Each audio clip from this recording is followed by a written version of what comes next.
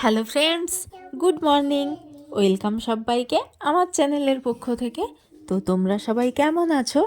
আশা করছি খুব ভালো আছো। তো এখন এই যে 7টা বাজে, তো সব রকমের সকালের যে কাজকর্মগুলো থাকে তো সেগুলো কমপ্লিট হয়ে গেছে। তো তারপর এই যে চা খাচ্ছি, সবাইকে চা দিয়ে দিয়েছি, শেষে আমারটা। আর অসম্ভবকর ঠান্ডা গো, এখন প্রচুর ঠান্ডা। তো এই যে চাদর এখনও খুলতেই পাচ্ছি না গা থেকে। তো তারই মধ্যে একটু পরপর তো সংসারের কাজগুলো করতে হবে, লেট করে কি আর হবে। এই যে চা নিয়ে নিলাম আমার আর আমার বরের। তো আর বাকি সবাইয়ের কিন্তু দিয়ে দিয়েছি, ওরা খাচ্ছে।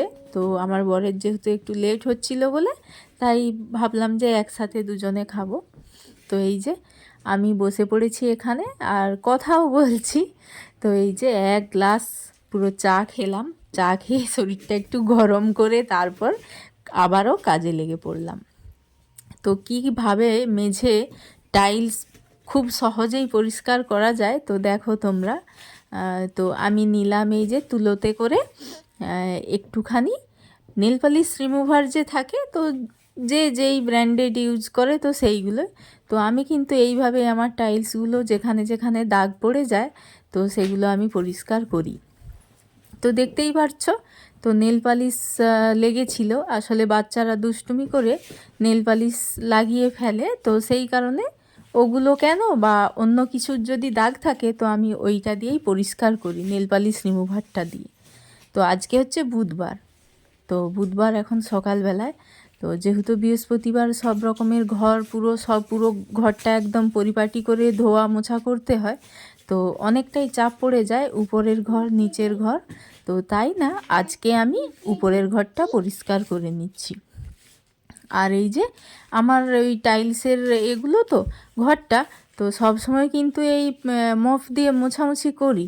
তো দেখা যায় কি হয়, ওটা দিয়ে না আমার ঠিক পোষায় না, যেন মনে হয় ছোট ছোট নোংরাগুলো থেকে যায়। তো হাত দিয়ে একদম চেপে চেপে যখনই পরিষ্কার করি, মোছা দিই, তখন মনে হয় মন থেকে একটা শান্তি।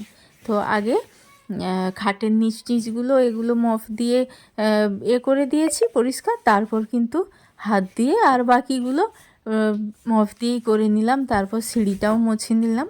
আর এই যে ঘর মোছা জলটা কিন্তু এমনি এমনি আমি ফেলে দিই না।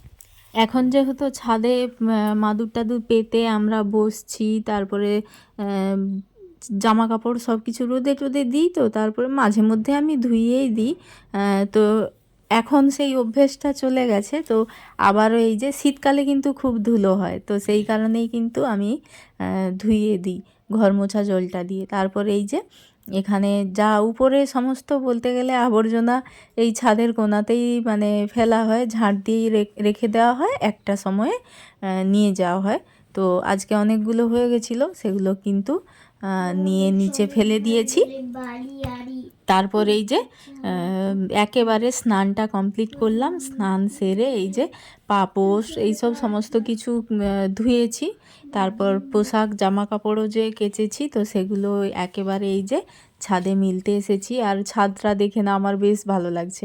আমি বলছি যে সত্যি ছাদটা ধুয়ে দেওয়ার পর কিন্তু পুরো একটা অন্যরকম লাগছে, অনেক দিন যেহেতু ধোয়ানো হয়নি, তো ভালো লাগছে বেশ মন থেকে। এরকম পরিষ্কার পরিচ্ছন্ন রাখতে আর দেখতে কিন্তু খুব ভালো লাগে। যাই হোক, তো তারপরে এই যে পড়েছি বিছানাটা নিয়ে।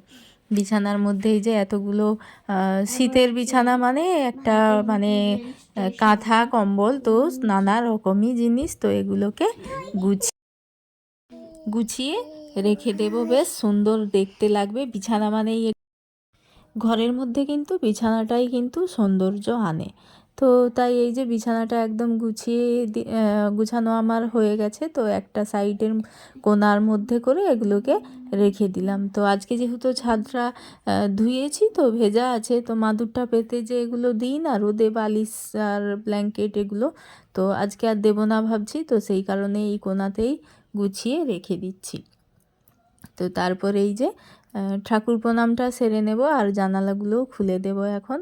আর জানালা খুলে দিলেই কিন্তু বেশ ফাঁকা ফাঁকা লাগে। তো জানালাগুলো তো মাঝে মাঝে খুলি, মাঝে মাঝে খুলি না, যেদিন ইচ্ছে করে সেদিন পাল্লাগুলো খুলে দিই। তো আজকে আর ইচ্ছে করলো না, তো খুললাম না। তো ঠাকুর প্রণামটা সেরে তো হনুমান চালিসাও পড়া কমপ্লিট হয়ে গেছে, তো পড়ে নিয়েছি।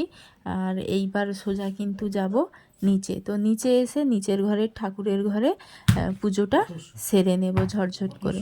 তো এই যে প্রথমে আমার শিব ঠাকুরটাকে পুজো করে নিচ্ছি, তারপর আর বাকি ঠাকুরগুলোকেও পুজো করব। আর এখন একদম না ফুল পাওয়াই যাচ্ছে না, ঠাকার মধ্যে দেখছো দুখানা ফুল, আর কেনা ফুল যদিও বা রয়েছে, তো আমার অতটাও পছন্দ নয়। তো তবুও কেনা ফুল দিয়েও পুজোটা সেরে নিলাম। তারপর এই যে আসলাম সোজা রান্নাঘরে, আর এই যে দুধটা গরম করতে বসিয়ে দিলাম। তারপরে বানাবো টুকাইয়ের জন্যে খাবার বানাবো, আর তন্ভিকেও খেতে দেবো। তো বাচ্চাদের আগে খাইয়ে দাইয়ে তারপর সোজা যাব রান্নাঘরে। টুকাইয়ের এই যে সুজি বসিয়ে দিয়েছি, তো ওকে প্রতিদিন সুজি খাওয়াই না, তো মাঝে মধ্যে এক আধ দিন ইচ্ছে হলে খাওয়াই। তারপর এই যে সুজিটা বানিয়ে ঠান্ডা করতে দিয়ে তো এখন এই যে চালগুলো বের করে নিচ্ছি।